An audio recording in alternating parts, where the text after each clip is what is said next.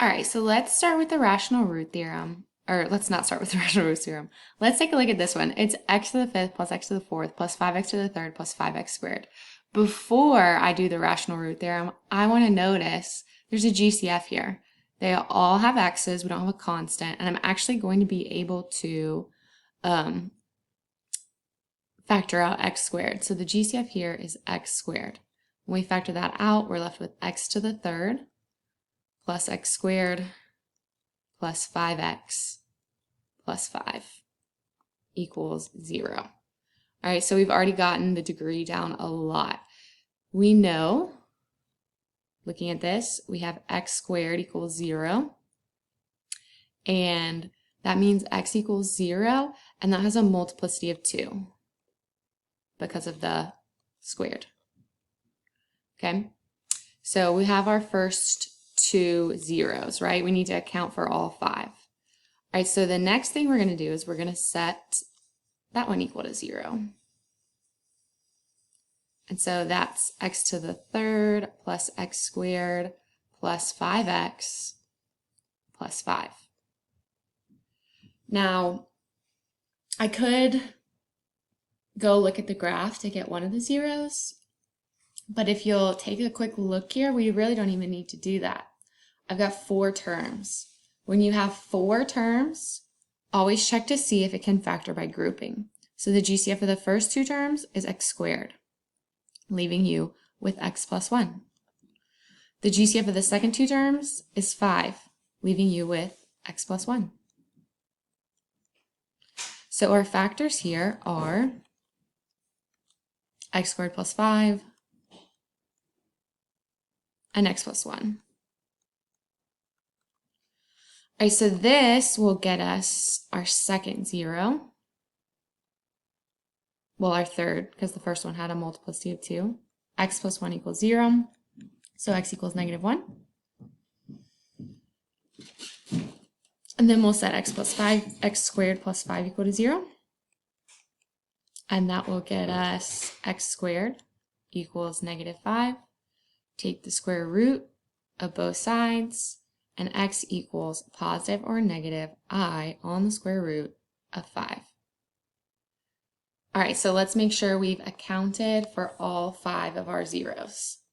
We have x equals 0, and that has a multiplicity of 2.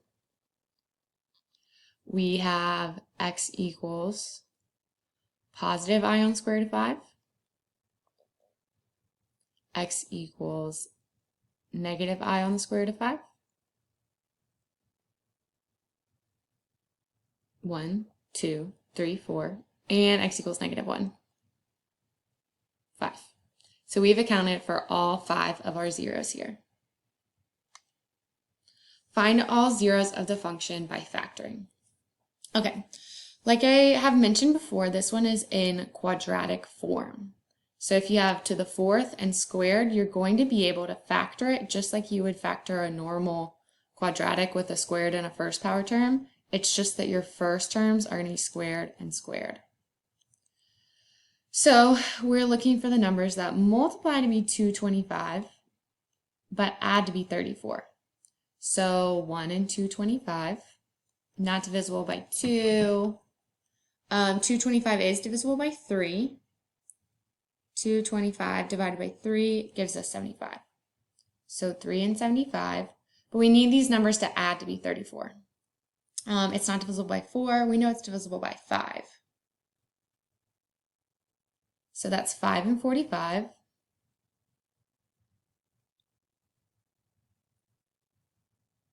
But we know we need the numbers to be much closer together. I know that it's not divisible by 6 or 7 or 8. Is it divisible by 9? 225 divided by 9 is 25.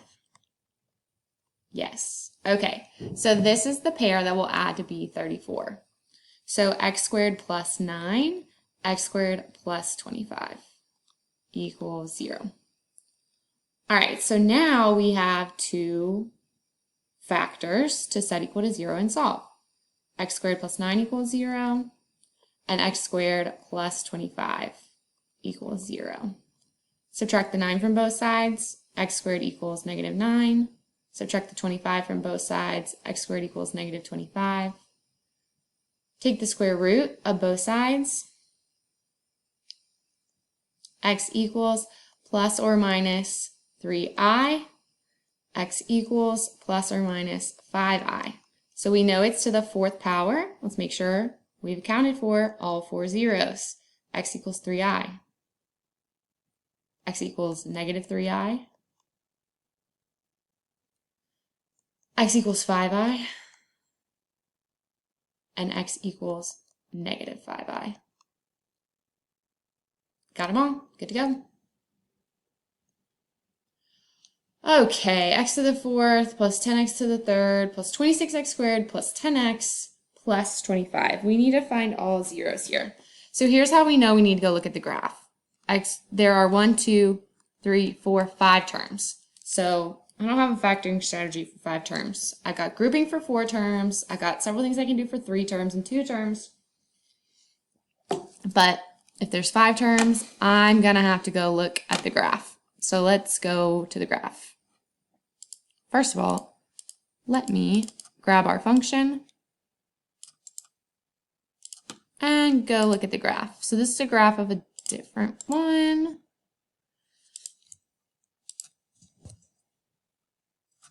No exponents. Well, let me sort this out. I've got our function, it's graph now, and we can see that there's only one place where it touches the x-axis, and it's a bounce, right? Okay. So that's at negative 5. Rational root theorem told us, so if we had done P over Q, P over Q tells us all the possibilities, right? So all the factors of the first one are Q, and all the factors are the last one are P. So all the possible rational zeros would have been 25, 5, and 1, positive or negative. So then we looked at the graph. Turns out it's negative 5. Okay, so what we need to do is synthetic division with negative 5. So we're going to take our 0 that we found, and we will do synthetic division. All of our exponents are accounted for, so we just take the coefficients. 1, 10, 26, 10, 25. Synthetic division. Negative 5 times 1 is negative 5. Positive 10 plus negative 5 is 5. This will get me negative 25, negative 1, positive 5, 15.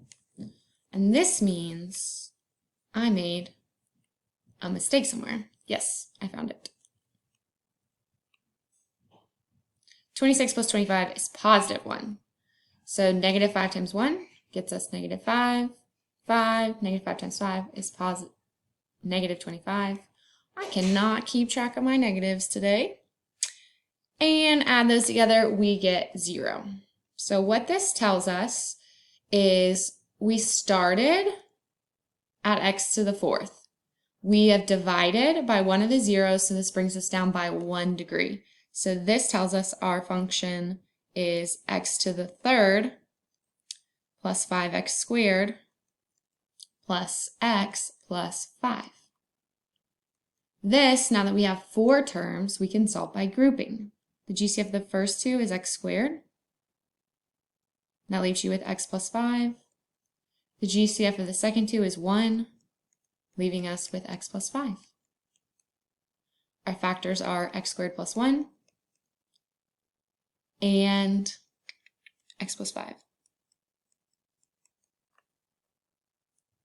So our solutions, when we set each one of these equal to 0,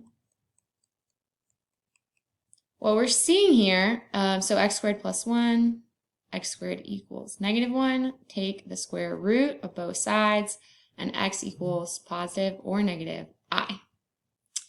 and then subtract 5 from both sides, x equals negative 5.